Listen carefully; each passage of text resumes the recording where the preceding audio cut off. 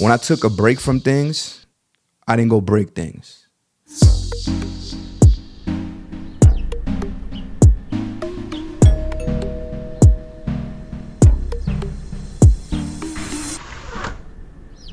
Yeah.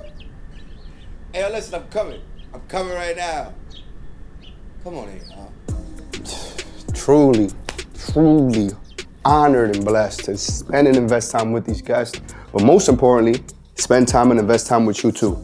If you don't know who I am, I'm Rob de la Rosa, the bald-headed Dominican from the Bronx, and all you gotta do to help me help you is like, comment, subscribe.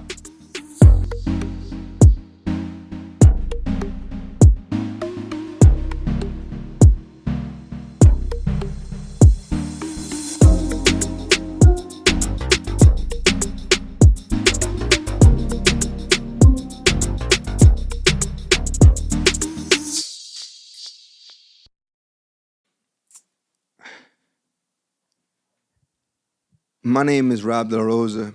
I am the bald-headed Dominican from the Bronx. And today, I'm in my guest's chair. I am your guest. If you have been here before, I owe you something that's been near and dear to me and weighing on me for some time. It's an apology. I took a break, an unexpected break, but nonetheless, I didn't come and let you know what I was going, or I feel like you're deserving of me letting you know that I was going to step away for a bit or something to that degree. Some people say don't do this, but you guys are in the living room with me. And if you're brand new and you're watching this, because you watched the video prior to, I want to say thank you so much. You were tuning into the 2.0 of me. But I think I got a message here. I'm all about learning, laughing, healing. It's the preface behind the content that we create here in the living room. So it's only right, I'll give you some things that in this break, I encountered those three pillars. First thing that comes to mind is I want to let you know, when I took a break from things, I didn't go break things, right? Like in the time away, as much as I felt torn about the situation, I wasn't doing things that took me out of focus or out of alignment. I got into learning mode. I realized that some things are gonna happen. You got to pivot, but I wasn't necessarily ready at the moment. But I gave myself grace and took the time to learn some things. And sometimes to learn you got to pay a fee, right? But this time it was intuition. I didn't pay this towards anybody else. I took time to dig in and just kind of had to really think why this happened. Why am I here? Why is this somewhat a repetitive theme?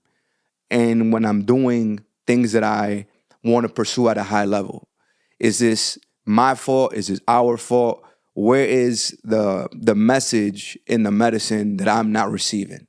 So I was taking time to really dive deep and notice that I was going to have to evolve in other places in my life in order to evolve with people, business partners, audience, the new world of social media, the things that I don't like, I got to put behind me and things like that. That's one. The second thing that really mattered to me and I really reflected and learned that I cared about the most was feedback, right? Like what really had me knowing where, I'm going to be honest, the idea of having to take a break, the idle time, like Zeke said in the last episode, idle time is the devil's playground. I really sat there and said to myself, is this something that I really want to do? Because I know how much it's going to cost up front, like at first or up front now. And it's not going to necessarily come back monetarily. Or it can. I'm not too sure, right? I know there's ways that can happen, but in my mind, I'm building a community of people. I'm really focused on the purpose, the why, right? Why am I doing this opposed to monetary value initially, okay? But it gives you the time to think and say, is this something for me? And I just sat back and reflected on the feedback, right? And I hope I'm sharing this with somebody else that's listening or watching. And you could just go back and see, when you're doing something that kind of pulls, look at what people were saying. I think we sit and think about the negative way too often when the positive is more present.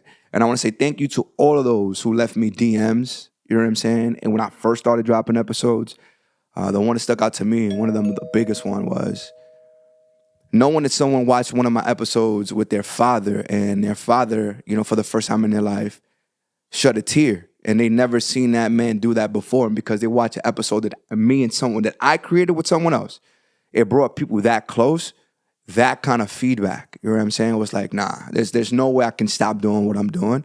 But I knew that I had to be at a better place to continue what I'm doing.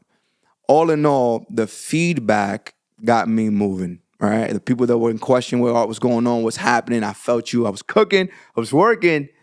But the feedback was really fed my why. It fed the soul of the mission behind why I'm doing this. And I say that to some people as well. I'm only sharing that because I've always opened the feedback from those who valued what I was doing, right? That really took the time. There were really people that consumed it for what it was, so they have the right to give me the feedback, okay?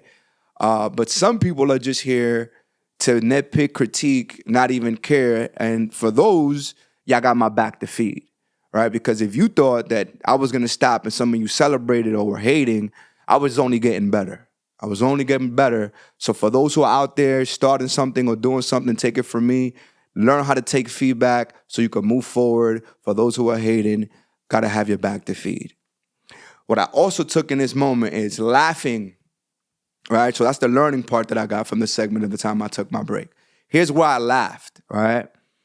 When I still think sometimes that I'm in full control of what's going on, where I really had to get back to, the enjoyment piece, the gratitude aspect of letting it be. There's business behind this, of course.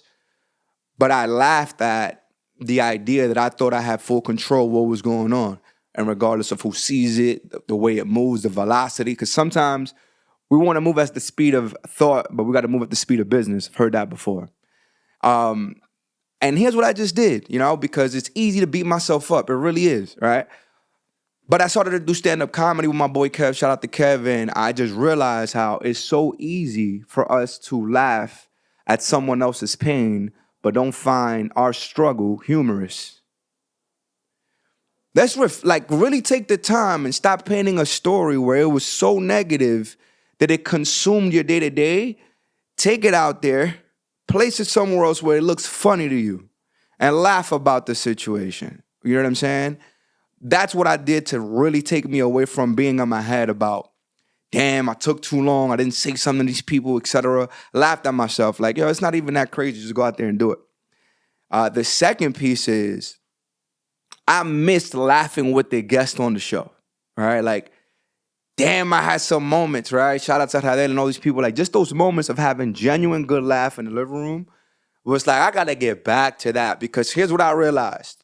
And I hope this is doing this for you. The healing aspect is really spending time with people in a safe space where we could bounce history or story or ideas about what we've gone through. The healing process. I realized in the time I took a break that I needed to be in the living room with people. Like, legit, I grew up on kicking it with my friends in the living room. Like, here's what I wanted. I would encourage any of you who haven't seen families or friends, or everybody's caught up in life, take a time to carve out 1 hour to just sit down and chop it up with somebody that you care about.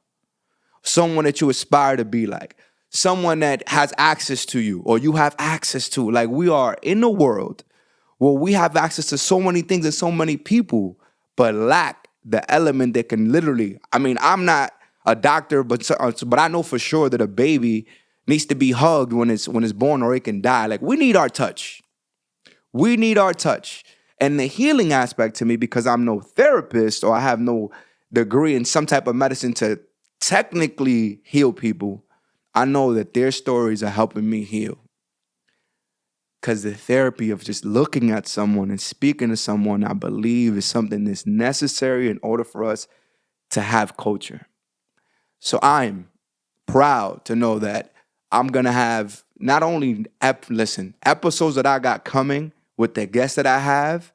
Not only are they gigantic for me, but you're going to always see me reflect on where I am every other week, here with your boy, the bald-headed Dominican from the Bronx, Rob De La Rosa, in the living room where we learn, laugh, and heal.